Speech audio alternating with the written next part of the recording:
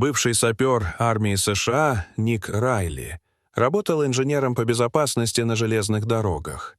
Он жил в Неваде, вел скромную жизнь и раз в месяц навещал свою племянницу Элли, которая училась в колледже в соседнем городе.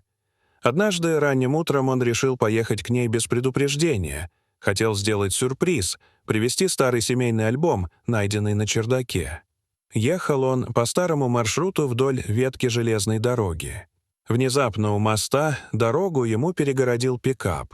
Из него вышли 3 парней в армейской одежде без опознавательных знаков.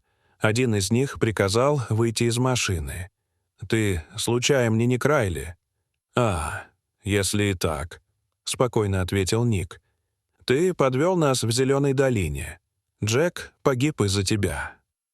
Эти люди оказались бывшими сослуживцами, но память о боевой операции у каждого осталась своя. Они считали, что Ник бросил их. Правда была сложнее. Он спас раненых, не успев вернуться за остальными, и жил с этим грузом все это время. Теперь они хотели правосудия. Заставили его пройти по рельсам, якобы по символической тропе вины. В конце моста они установили капкан, не смертельный, но болезненный. Смыслом было унизить его.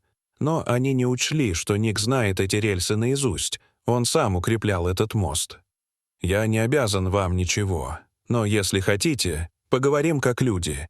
Или как звери. Выбирайте».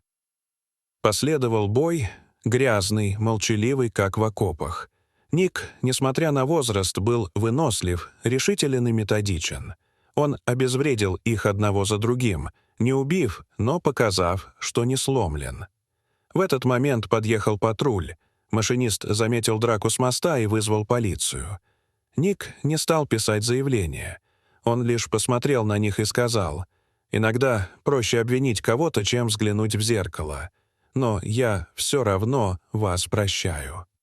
Позже, в колледже, он подарил Элли альбом. Она открыла его. Внутри среди фотографий лежала старая армейская медаль и записка. Настоящая доблесть — это не выстрел, это прощение. Дорогие зрители, что вы думаете об этой истории? Расскажите, пожалуйста, в комментариях. А если вам понравилось это видео, то ставьте лайк и подписывайтесь на наш канал. До свидания.